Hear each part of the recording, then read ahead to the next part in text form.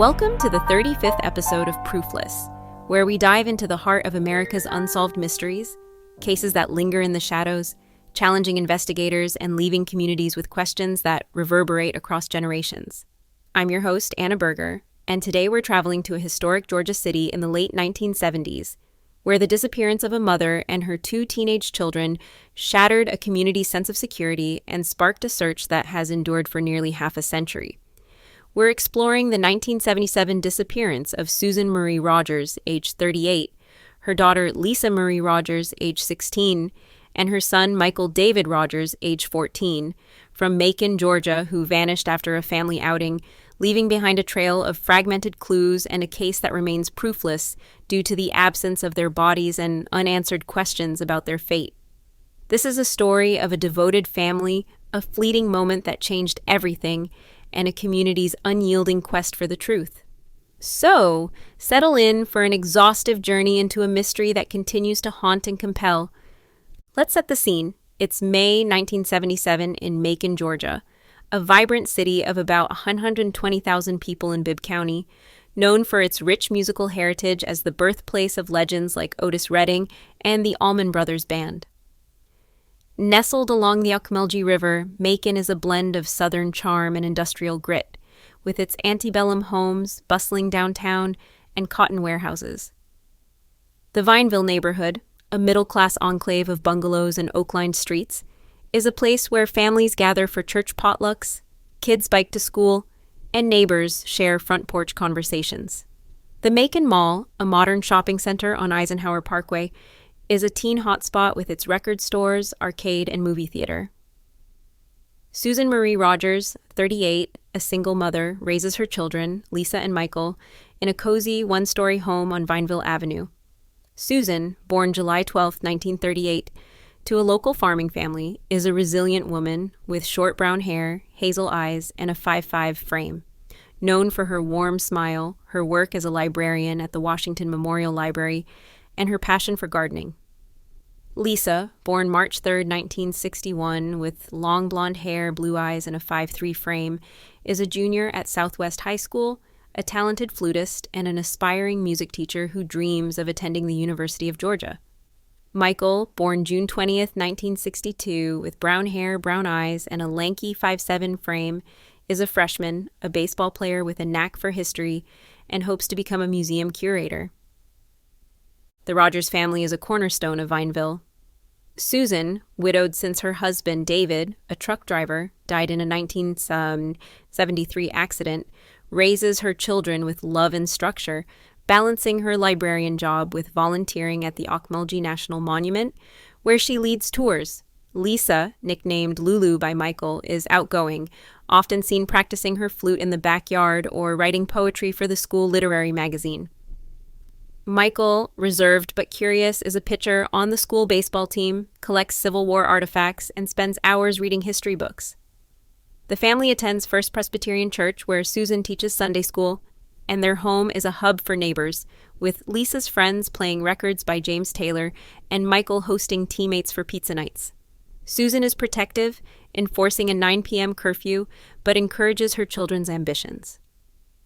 In May 1977, as summer approaches, the Rogers are planning a family trip to Savannah to explore its historic sites, a treat for Michael's history passion and Lisa's love of coastal scenery.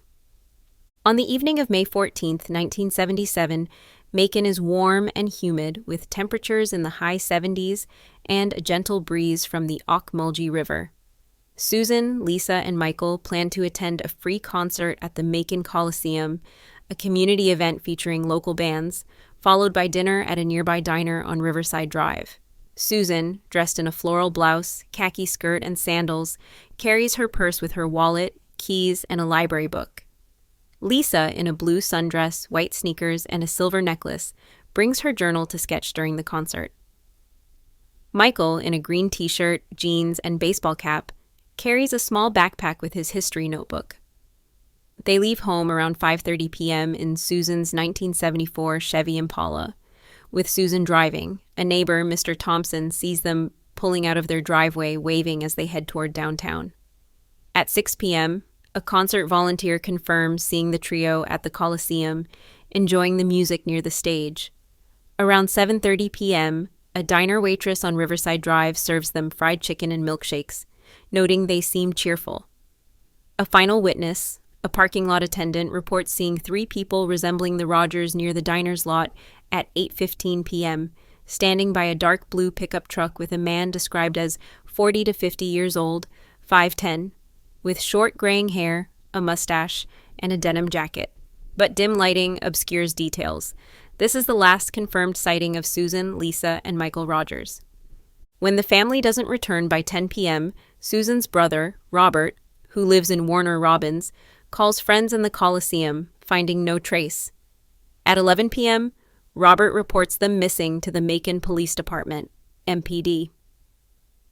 The next morning, May 15th, a jogger finds Susan's Chevy Impala parked at a rest stop off Interstate 16, 8 miles from downtown, locked, with no signs of a struggle. Inside, police find Susan's purse, containing her wallet and keys, Lisa's journal, and Michael's backpack. Volunteers, neighbors, church members, and students from Southwest High search downtown, Riverside Drive, and the Ocmulgee River banks, while divers check the river. On May 16th, a hiker finds Lisa's necklace, pendant broken, in a ditch off Gray Highway, 4 miles from the rest stop. The necklace, identified by Robert, is sent for analysis, revealing a small bloodstain, later confirmed as Lisa's O-positive type, but insufficient for DNA profiling in 1977. On May 17th, a dog walker finds Michael's baseball cap in a wooded lot off Pio Nono Avenue 5 miles away. The finds escalate the case to a suspected triple abduction, and the MPD sets up a command post at the Bibb County Courthouse.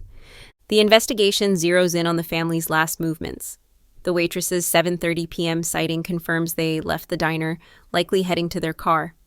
The parking lot attendant's account narrows the window to 8:15 to 9 p.m.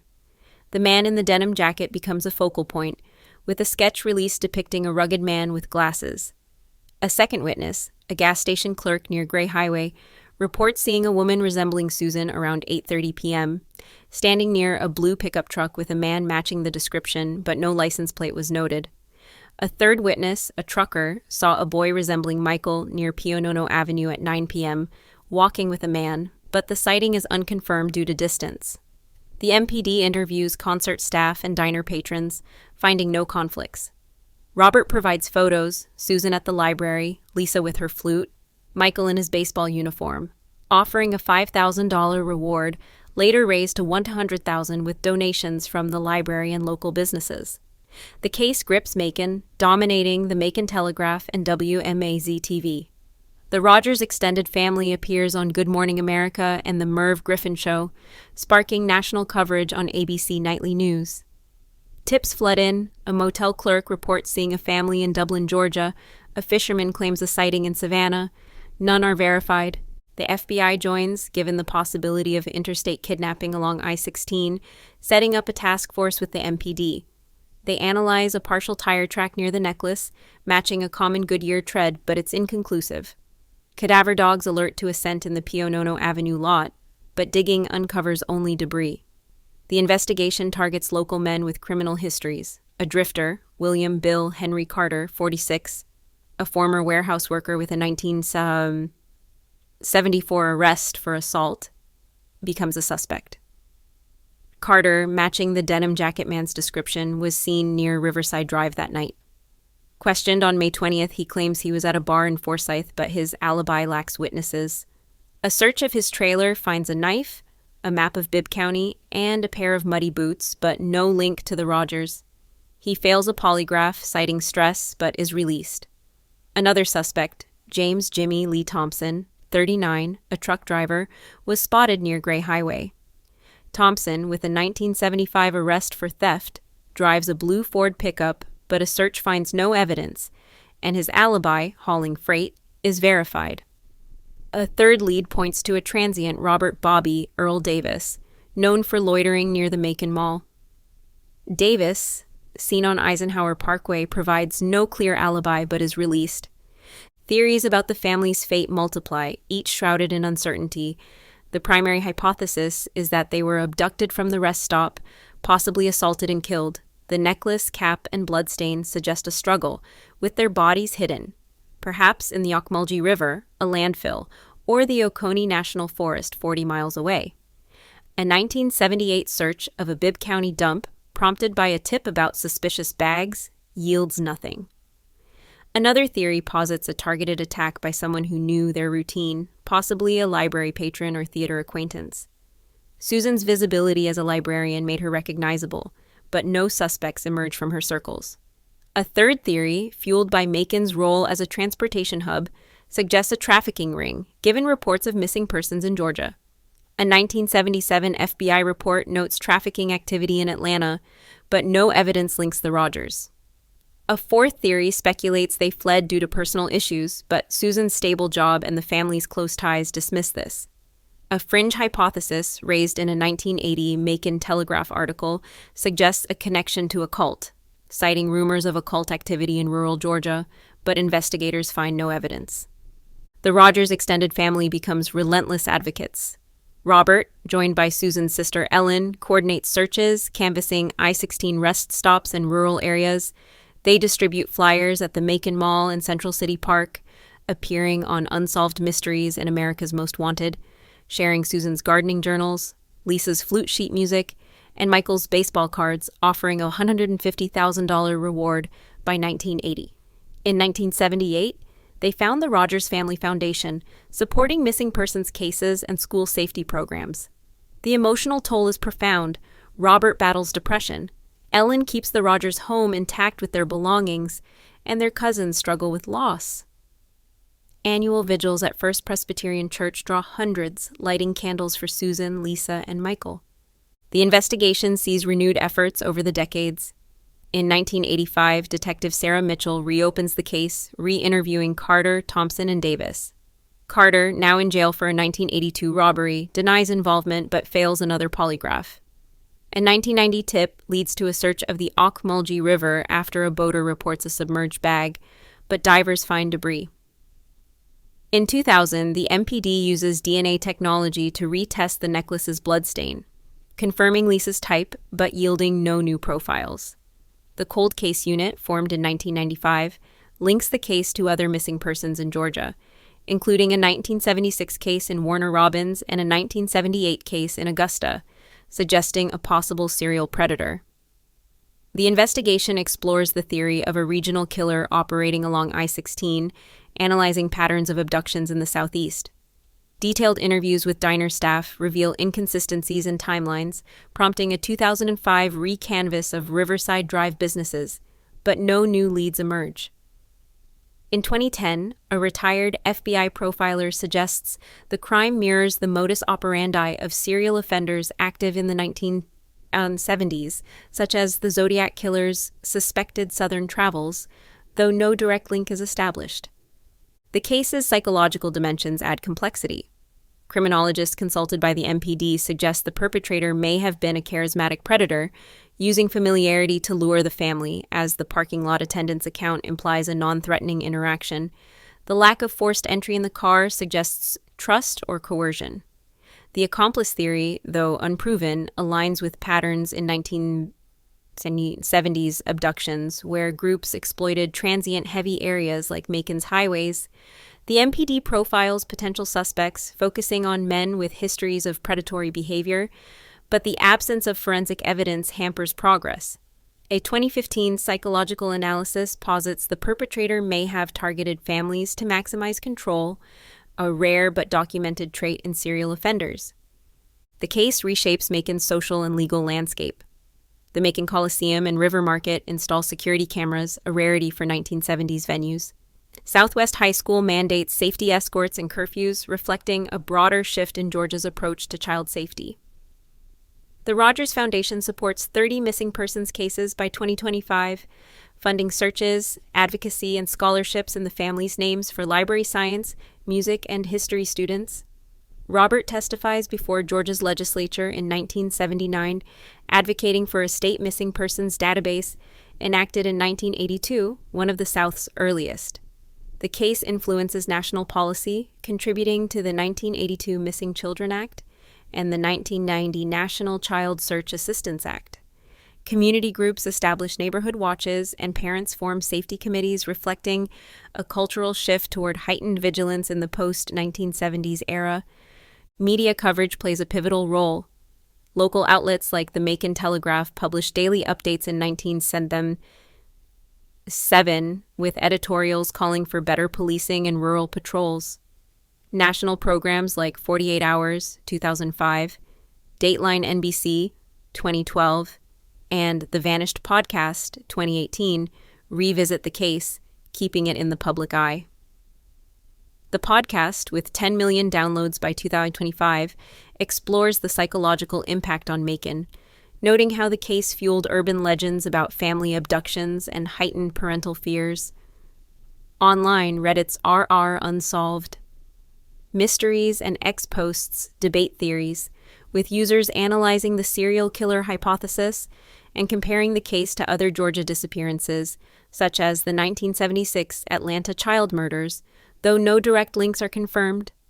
A 2020 thread on X, garnering 15,000 engagements, speculates about a Macon-based trafficking ring, but investigators dismiss it for lack of evidence. Social media amplifies tips, but most are dead ends, reflecting the challenge of sifting through public speculation. Forensic advancements offer hope but fall short. In 2017, the MPD partners with a private lab to retest the necklace and cap using advanced DNA techniques, but environmental exposure renders samples unusable. Ground-penetrating radar, used in a 2021 search of the Oconee National Forest, detects anomalies, but excavations reveal only animal remains. A 2024 tip about a body in a Bibb County landfill prompts a search, but no human remains are found.